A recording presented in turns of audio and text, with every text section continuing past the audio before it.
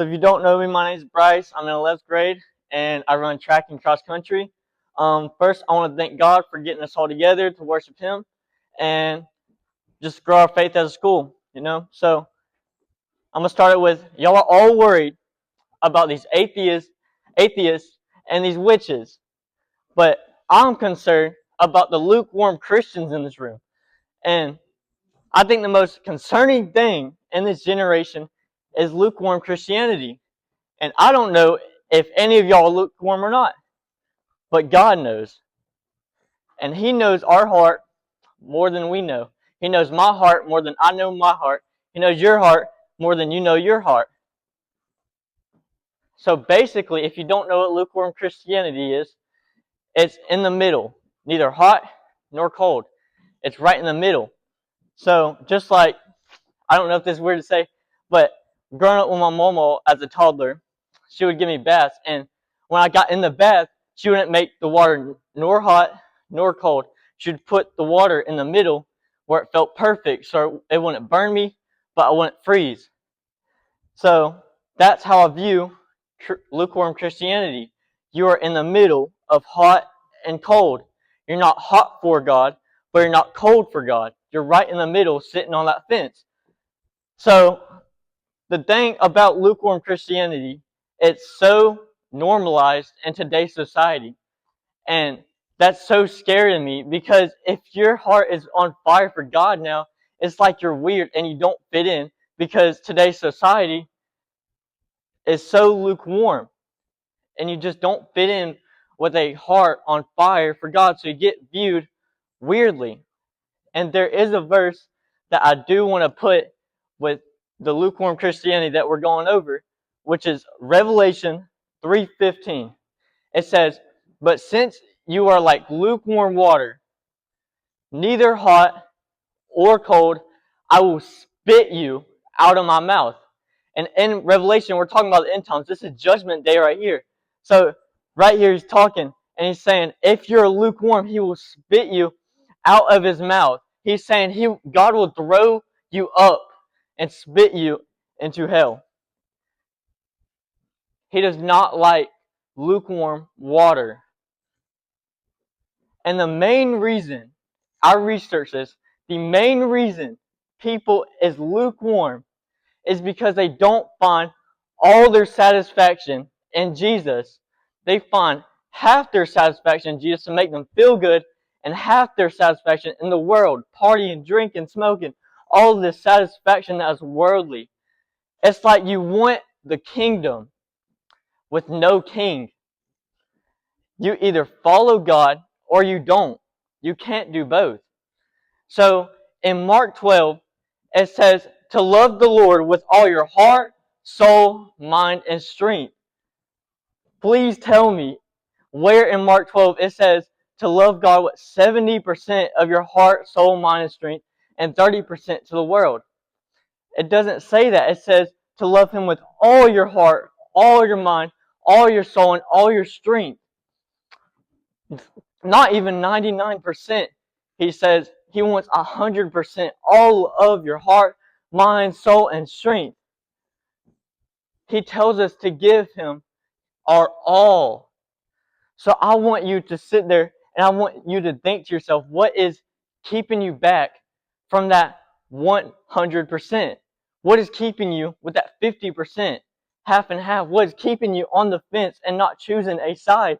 Because I'm telling you, the devil owns the fence. And just like Mac a couple months ago, he came and told a story about the fence. The devil owns the fence. So when Judgment Day comes and you are sitting on that fence, you will be snatched from the devil and spit out of God's mouth. So you mean to tell me, Bryce, I can't have a little of the world and a little of Jesus? No, it does not work it does not work that way, because when you live on that fence, you don't get the fullness of Jesus. And I don't want to judge any of y'all in here, but you're either on fire for Jesus or you're not. You can't be on fire and not on fire with Jesus, because when you mix hot and cold, when you mix fire and water, it does not come together. it turns into water. The fire goes out when you mix fire and water. You can't mix both of them. So my biggest concern in here today is you will listen to what I'm saying to you right now.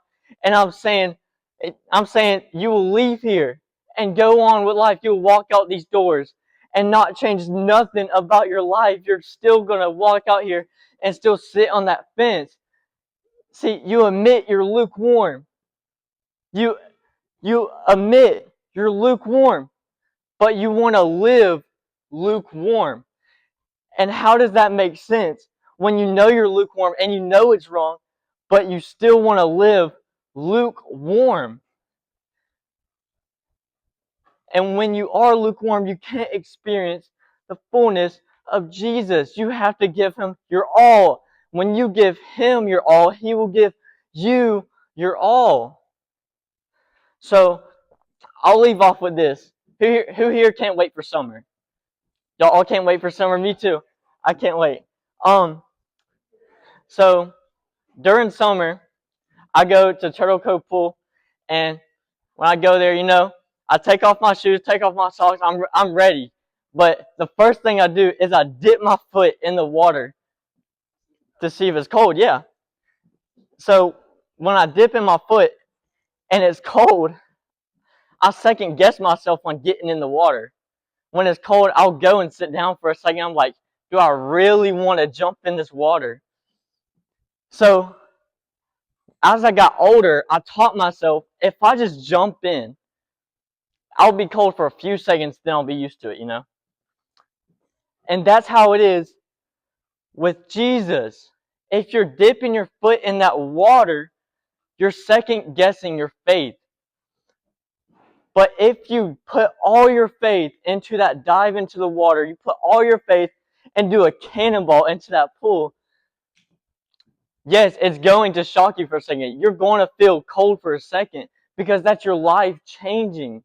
It's your life feeling the changement. And when I jumped into the water, jumped into Jesus' arms, it was not comfortable for a second because I was experiencing changes.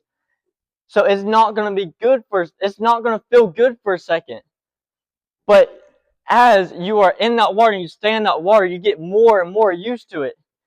And I don't know if you're all like this, but when I jump in a pool and I'm in there for a second and I feel good, I don't want to get out because I'll be cold when I get out.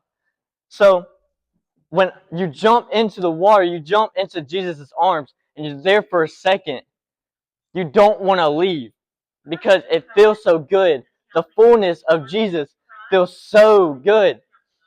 So now I want to invite anyone in here to the altar.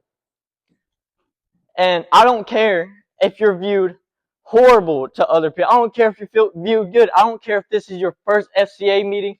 I don't care if this is your 100th FCA meeting. I'm telling you, if you want to experience the fullness, you want to repent from all these sins, you want to give God your all, Jesus your all, come up and come to one of the leaders, pray as a group, and come worship Jesus. Because once you jump into that water, you won't want to get out.